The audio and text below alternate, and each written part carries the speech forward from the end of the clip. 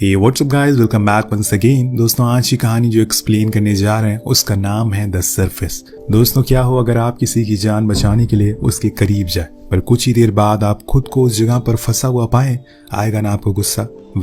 ये कहानी भी कुछ इसी तरह की है। जोनस नाम का आदमी जिसको हम सुबह उठते हुए देखते हैं हर दिन की तरह, वो आज भी चिड़ियों को खाना डालता है, शेव करता है, फिर अपने लिए तैयार होने लगता है और फिर गैराज जाकर कार को बाहर निकालता है, जिसके पीछे एक बोर्ड भी है जो उसके डैड की है, जो कि अब इस दुनिया में नहीं रहे। उनकी कमी हमेशा जोनस को सताती है क्योंकि वो उनसे सबसे करीब थे। अब इसके बाद वो उस कार को लेकर सीधा हॉस्पिटल जाता है, पर रास्ते में उसे वो दिन याद आता है जब उसके डैड के साथ वो सड़क हादसा हुआ था। वो वहां पहुंचकर अपने दादाजी से कहता है कि उसने आज डैड की बोट निकाली है, वो उसे चलाने वाला है। ये सुनकर वो हंसने लगते हैं और फिर बाहर निकलते हुए उसे बिल दिया जाता है, जिसे देखकर उसके होश उड़ जाते हैं क्योंकि अभी उसके पास कुछ भी नहीं है, ना घर, ना परिवार, ना पैसे, ना जॉब। इसीलिए वो उस बोट को लेकर थोड़ी देर के लिए पोर्ट पर जाता है, जहां पर कुछ उसी की उम्र के लोग मौज मस्ती कर रहे थे। पर जोनस अपनी बोट को लेकर पोर्ट से बाहर दूर निकल जाता है और फिर ड्रिंक करते करते सफर का मजा उठाता है। पर रुकिए, इतनी जल्दी मजा नहीं आने वाला, अभी तो यहाँ से कहानी की शुरुआत हुई है। जैसे कि वो अपनी बोट की स्पीड को बढ़ाता है, कोई बड़ी सी चीज उसे टकरा जाती है, जिससे उसकी बोट रुक जाती है और वो किनारे पर आकर देखता है तो किसी प्लेन का टूटा हुआ हिस्सा लग रहा था। वो थोड़ी और करीब जाता है तो उसे वहां एक बड़ा सा प्लेन क्रैश हुआ मिलता है, जिसके पास में उसका पायलट भी था जो बहुत ही ज्यादा जख्मी हालत में था। वो फौरन उसके पास जाता और उसे खींचकर अपनी बोट पर बैठा लेता। उसके हाथ पर बहुत ही ज्यादा चोटें लगी हुई थी, इसीलिए वो उस पर सबसे पहले एक कपड़ा बांध देता है और फौरन बोट को स्टार्ट करके जाने लगता है। लेकिन दोस्तों उस टक्कर के बाद बोट की परपेंडिकुलर खराब हो चुके थे और जितना भी फ्यूल था सब बह गया था, इसीलिए अब ये बोट यहाँ से खिसकने वाली तो है नहीं। इसी बीच वो घायल आदमी बहुत ही अजीब हरकत करता है। वो जोनस को चाकू दिखाकर धमकाना शुरू कर देता है और किसी बैग का जिक्र करता है। जोनस पूछता है कि किस कलर का वो बैग था, तो वो उससे कहता है कि वो रेड कलर का था। तो वो कहता है कि रेड का, तो जोनस उसे एक बैग देता है जो उसी पानी में गिरा हुआ मिला था। वो उस बैग को लेकर छुपा लेता है, लेकिन फिर भी वो चाकू दिखाना बंद नहीं करता। तब जोनस कहता है कि लगता है कि तुम ऐसी जगह से हो जहां पर लोगों की मदद करने पर उन्हें चाकू दिखाया जाता है। तब जाकर वो आदमी उस चाकू को हटा लेता है, जिसके बाद जोनस फिर से बोट को शुरू करने की कोशिश करता है। वो ऐसा कई घंटों तक करता रहता है, लेकिन कुछ भी फायदा नहीं था क्योंकि फ्यूल तो है ही नहीं, तो बोट स्टार्ट कैसे होगी। अभी वो आदमी कहता है कि उसके चेस्ट में बहुत दर्द हो रहा है। जोनस बताता है कि शायद तू पानी में काफी देर रहे हो, इसीलिए ऐसा हो रहा है। तुम्हारी बॉडी के अंदर पानी भर गया होगा या फिर तुम्हें ठंड लग गई होगी। कुछ देर के बाद जब सब कुछ शांत हो जाता है तो जोनस उसे उसका नाम पूछता है और ये भी कि वो कहाँ से है। तो वो इंसान बताता है कि उसका नाम क्लार्क है और वो मिशिगन से है। जिसके बाद वो लोग वेस्ट की ओर बढ़ने लगते हैं, लेकिन अब इन्हें किसी पोर्ट तक जाने के लिए सिर्फ पैडल ही करना होगा, जो अकेले जोनस तो कर नहीं सकता।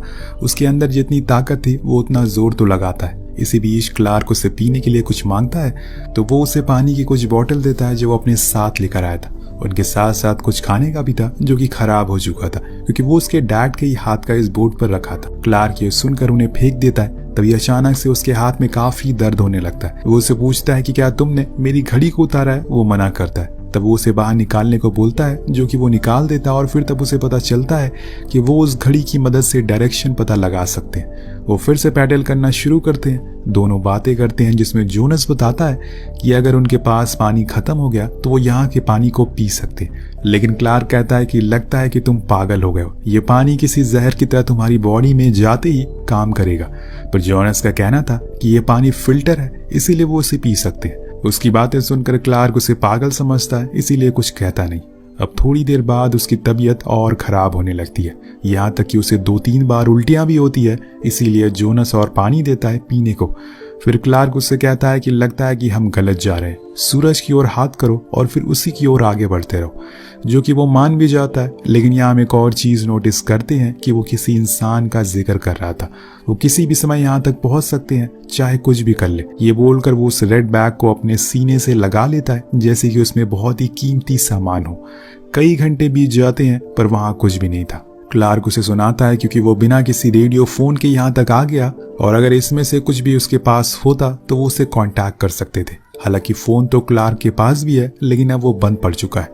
जब तक उसमें से पानी बाहर नहीं निकलता तब तक वो किसी भी काम का नहीं है। दोनों ही अनजान हैं, इसीलिए उन्हें एक दूसरे के बारे में कुछ भी पता नहीं है। जोनस पूछता है कि आखिर तुम्हारा प्लान क्रैश हुआ कैसे।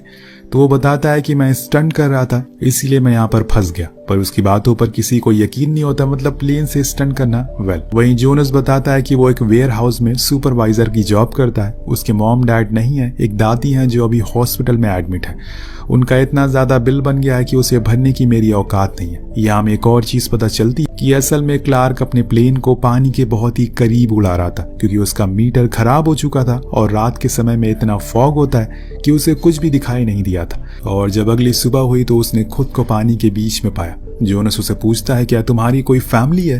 तो वो बताता है कि हाँ, मेरी वाइफ है, लेकिन मेरे पास इतने पैसे नहीं थे कि हम लोग एक अच्छे से घर में रह सके, अच्छा खा सके, इसीलिए मैंने ओवर टाइम करना शुरू कर दिया। उस दिन मुझे मेरे बॉस ने ये बैग दिया और कहा कि इसे सही सलामत पहुंचा देना, तुम्हें अच्छे पैसे मिलेंगे। और तब मैं इसे लेकर निकल गया, पर मुझे नहीं पता था कि रास्ते में ऐसा कुछ होने वाला है। तभी उन्हें एक बड़ी सी शिप दिखाई देती है जिसकी मदद मांगने के लिए वो बहुत चिल्लाते हैं, लेकिन किसी का भी ध्यान उनकी ओर नहीं जाता। तब जोनस बोट में रखी एक फ्लेयर को चलाने के लिए ऊपर करता है, पर न जाने कैसे वो पानी में गिर जाती है, जिसे उठाने के लिए जोनस भी पानी में कूद जाता है, पर इसका कोई फायदा नहीं होता। यहाँ जितना भी जोनस साथ में खाने के लिए सामान लेकर आया था वो सब खत्म हो चुका है, इसीलिए अब वो मछलियां पकड़ना शुरू कर देते। पर वो उन्हें खाए तो खाए कैसे, क्योंकि उनके पास उन्हें पकाने के लिए कोई भी साधन थोड़ी है। इसीलिए क्लार्क उसे फिर से पानी में छोड़ देता है और कहता है कि शायद कोई मसीहा बनकर हमारी मदद करने के लिए जरूर आएगा, जैसे कि मैं तुम्हारी मदद के लिए आया था। अगर मैं नहीं आता तो शायद तुम मर जाते और मैं कभी इस मुसीबत में फंसता ही नहीं। तो क्लार्क कहता है कि इसी को करिश्मा कहते हैं, जो हमें बताता है कि ऊपर वाला जरूर है जो सब कुछ देख रहा है। जब वो लोग थक हार कर बैठ जाते हैं तो क्लार्क बताता है कि वो लोग उसके साथ उसे भी मार देंगे अगर वो उनके साथ कनेक्शन बनाने में असफल रहा, क्योंकि कल इस बैग में एक सील जीपीएस है और वो किसी भी समय यहाँ आते होंगे, क्योंकि ये एयरवे सबसे छोटा रास्ता है किसी भी कुरियर को पहुंचाने के लिए। यहाँ पुलिस भी नहीं होती है। कुछ देर बाद क्लार्क उससे पूछता है क्या तुमने कभी खुद को मारने की कोशिश करी है? तो जोनस कहता है कि ऐसा तो नहीं है, लेकिन हाँ, मेरी वजह से मेरे डैड की मौत जरूर हो गई, क्योंकि उनकी ट्रक ड्राइवर की जॉब मैंने ही लगवाई थी। क्लार्क उसे समझाता है कि वो तुम्हारी वजह से नहीं मरे, उनका मरना तय था। पर जोनस इस बात को मानने को तैयार ही नहीं था। वहीं क्लार्क भी खुद के बारे में बताता है कि कैसे एक दिन उसकी वाइफ और उसकी दोनों की जॉब छूट गई, उनका घर भी चला गया और तब उसने ये बैग पहुंचाने का काम शुरू कर दिया, क्योंकि इससे ज्यादा पैसे मिलते हैं। वहीं जोनस कहता है कि उसकी एक गर्लफ्रेंड थी, कुछ ही दिन बाद उन दोनों की शादी होने वाली थी। पर एक दिन जब वो रोलर कोस्टर पर राइड करने गई तो ऊपर से गिरकर उसकी मौत हो गई। उसके जाने के बाद मैं बहुत रोया, लेकिन उसका कुछ भी फायदा नहीं था, क्योंकि जिसको जाना होता है वो चला जाता है। तभी अचानक से ऊपर से एक प्लेन गुजरता है। क्लार्क फौरन उस बैग को ऊपर रख देता है, पर वो लोग उन्हें देख नहीं पाते और वहां से चले जाते हैं। तब जोनस फिर से पूछता है कि आखिर इसमें ऐसा क्या है जिसके लिए तुम इतना डर रहे हो? पर यह चीज तो क्लार्क को भी पता नहीं है। उसका कहना था कि जब भी उसे ये बैग मिला है वो हमेशा सील ही रहा है, लेकिन अब जोनस उसे खोलने लगता है, पर क्लार्क मना करता है, क्योंकि इसमें इलेक्ट्रॉनिक सील लगी हुई है जो अगर खुल गई तो उसे उसके काम के पैसे नहीं मिलेंगे, ऐसा उसका कहना था। पर क्या हो अगर वो जिंदा ही ना बचे, क्योंकि अभी तक तो कोई भी उनकी मदद के लिए नहीं आया। हम देख पाते हैं कि यहाँ उनकी बोट में होल भी हो चुका है, जिसकी वजह से पानी भरना शुरू हो गया। इसीलिए जोनस आगे रखे सामानों को पीछे रख देता है और फिर पानी को धीरे धीरे करके बाहर निकालना शुरू कर देता है। ऐसे ही करते करते समय बीतने लगता है। इन्हें यहाँ पर फंसे रहे एक दिन से ज्यादा का समय हो चुका है। दोनों कुछ समय तक अनजान थे, लेकिन अब इन्हें एक दूसरे के बारे में काफी अच्छी जानकारी हो गई है। यहाँ जोनस अपने डैड के बारे में बताता है कि उन्हें पानी से बहुत ही ज्यादा लगाव था, लेकिन गरीबी के कारण उन्होंने कभी भी अपने सपनों को पूरा नहीं कर पाए। मैंने उनकी जॉब अपनी कंपनी में लगाई थी। सबको लगता है कि उनकी मौत सड़क हादसे में हुई है, पर ऐसा नहीं था। असल में उन्हें इस काम का एक्सपीरियंस नहीं था। उन्हें नहीं पता था कि मशीन कैसे चलती है, इसीलिए एक दिन सामानों को लोड करते समय वो एक मशीन में कुचल कर मारे गए। ये बोलते ही वो रोने लगता है, पर क्लार्क उसे संभालता और कहता है कि सब कुछ ठीक हो जाएगा, तुम्हें हिम्मत रखनी होगी।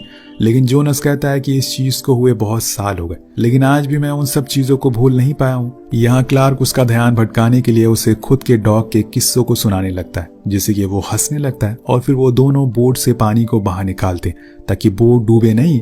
और इसी दौरान उस रेड कलर के बैग में टिक टिक की आवाज आने लगती है और उसे सुनते ही यहाँ क्लार्क की तबीयत और बिगड़ना शुरू हो जाती है। वो बेहोश होने लगता है। तो जोनस उसे किनारे पर बैठा देता है और उसे सीपीआर भी देता है। लेकिन अब शायद वो समय आ गया है। तभी उसके जेब में रखा फोन रिंग करने लगता है। जब जोनस उसे उठाता है तो दूसरी साइड से एक आदमी पूछता है, क्या वो तुम दोनों हो जो उस बोट पर हो? तो वो कहता है कि हाँ, हम ही हैं वो दोनों। तब वो आदमी क्लार्क से बात करवाने को कहता है, लेकिन वो तो बात करने की हालत में ही नहीं था, इसीलिए वो खुद ही बात करता है। और तब वो लोग उसे वो बैग फेंकने को कहते हैं। जोनस वही करता है, जिसके कुछ देर बाद वहां एक बोट आकर उस बैग को उठा लेती है और वो चले जाते हैं। जी हाँ दोस्तों, उन्हें छोड़कर चले जाते हैं। इनकी तरफ देखते तक नहीं और इन्हें बचाते भी नहीं। और यहाँ एक अच्छी चीज हुई थी, जोनस को फोन मिल चुका था और उसमें नेटवर्क भी आने लगा था, इसीलिए वो सबसे पहले 911 पर कॉल करता है। उन्हें अपनी पूरी सिचुएशन के बारे में बताता है, कैसे वो बूढ़े पायलट के साथ यहाँ पर फंस चुका है, क्या उनकी मदद करने के लिए कोई आएगा। तो वो उससे उनकी लोकेशन मांगते हैं, लेकिन जोनस को कुछ भी पता नहीं था। उधर क्लार्क की हालत और बिगड़ती जा रही थी, इसीलिए वो उसकी वाइफ कैली को कॉल लगाता, उसे बताता है कि उसकी तबीयत बहुत खराब है, वो एक बार उससे बात करना चाहता है। वो उसे बात तो करती है, लेकिन ज्यादा देर नहीं, क्योंकि वो कुछ ही देर में बेहोश हो जाता है। जोनस नाउम्मीद नहीं था, क्योंकि उसे पता था कि वो लोग उसे बचाने के लिए जरूर आएंगे। अब दोस्तों ऐसा होता भी है, वो कुछ ही देर बाद आ भी जाते हैं, जिसके बाद उन्हें बचा लिया जाता। आखिर में हम देखते हैं कि जोनस जाकर सीधा अपनी दादी जी से मिलता है और उनके पास रखी एक एक्वेरियम में एक प्लेन, एक बोट और साथ में 2 आदमियों को भी रखता है, जो कि वो और उसका दोस्त था। उसके लिए हादसा एक सीख थी, जिसने उसे बहुत कुछ सिखाया, अकेलेपन के एहसास तो दिलाया, पर यह भी बताया कि जो कुछ भी होता है वो हमारी मर्जी से नहीं, बल्कि ऊपर वाले की मर्जी से होता है। उसे जब भी किसी को कुछ देना होगा या फिर कुछ लेना होगा, वो खुद ब खुद ले लेगा, आप कुछ नहीं कर सकते। और यही सच जानकर अब उसे जिंदगी में आगे बढ़ना होगा। इसी के साथ ये कहानी यही खत्म हो जाती है। ये कहानी एक दोस्ती को दर्शाती है, कैसे 2 अनजान लोग एक साथ मिलकर दोस्त बन जाते हैं, और कैसी पूरी दुनिया में कोई भी खुश नहीं है, हर कोई परेशान है, चाहे वो जैसी भी सिचुएशन में क्यों ना हो। इसी के साथ ये कहानी यही खत्म हो जाती है। मिलते हैं अगली वीडियो में।